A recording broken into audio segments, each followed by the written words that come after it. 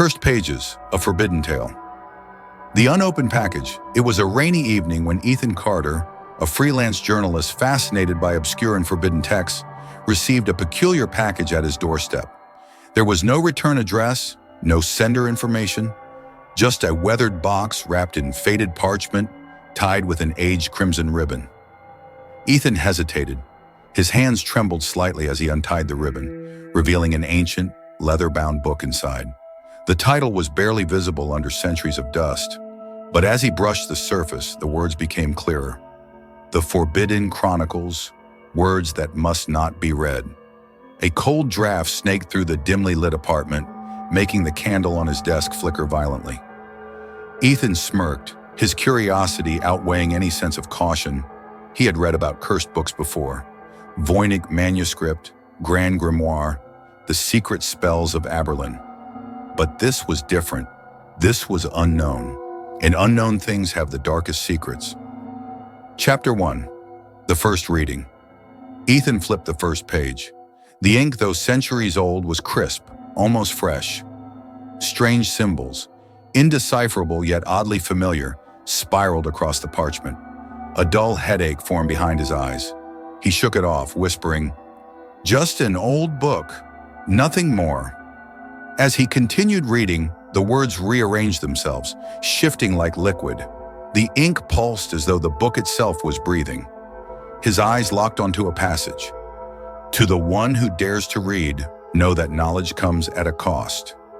Once the pages are turned, the words cannot be unwritten. The reader becomes the story, and the story becomes the reader. A sudden knock at the door startled him. His breath hitched.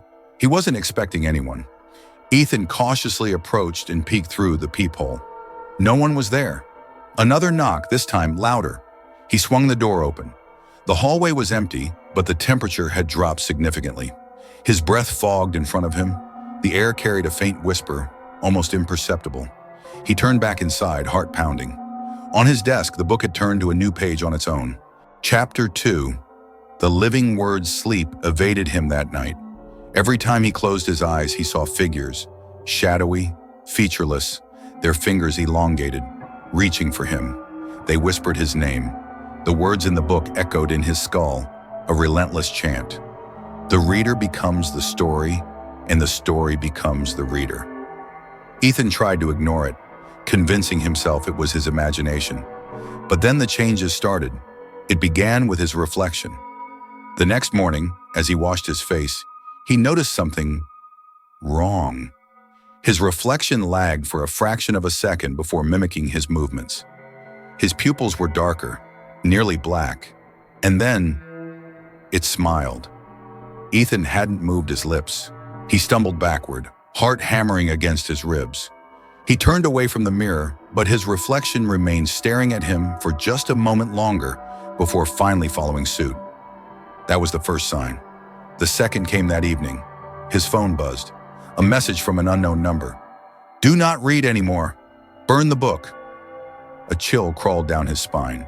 His fingers hovered over the keyboard before he typed back, "Who is this?" No response. Moments later, another message. "It sees you." A gust of wind slammed against his apartment window, rattling the glass. The lights flickered. Ethan's breathing turned shallow. His eyes darted back to the book. It had turned to yet another page by itself, and this time, his name was written at the top. Chapter 3. The Curse Takes Hold. He refused to read any further, but it didn't matter. That night, the whispers grew louder. A presence lurked in the corners of his vision. When he turned, nothing was there. Objects shifted when he wasn't looking.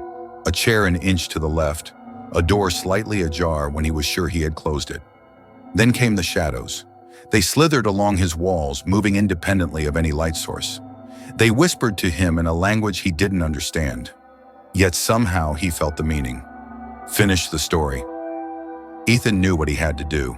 He grabbed the book, ran to the fireplace, and tossed it in.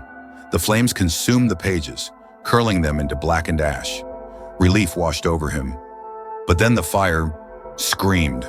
The flames twisted, forming a shape, a face. Its eyes bore into him, burning with an unholy fire. And then, the book, reappeared on his desk, unscathed, open, waiting. Chapter 4. The Unwritten Fate. Ethan knew he had made a fatal mistake.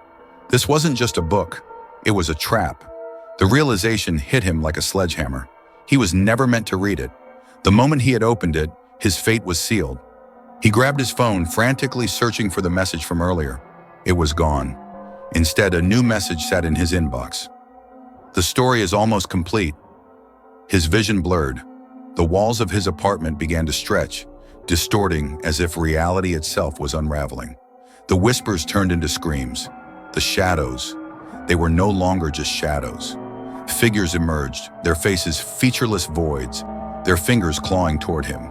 He tried to run, but the door no longer led to his hallway. Instead, it opened to an endless void of ink-black darkness. The figures moved closer. His phone vibrated one last time. "Goodbye, Ethan." His screams never left the apartment. The book closed itself. The pages turned blank, and then it vanished. A new reader days later, a package arrived at another doorstep. The same crimson ribbon, the same weathered box. A new reader. The cycle continued. Some stories were never meant to be read. Some books, right you,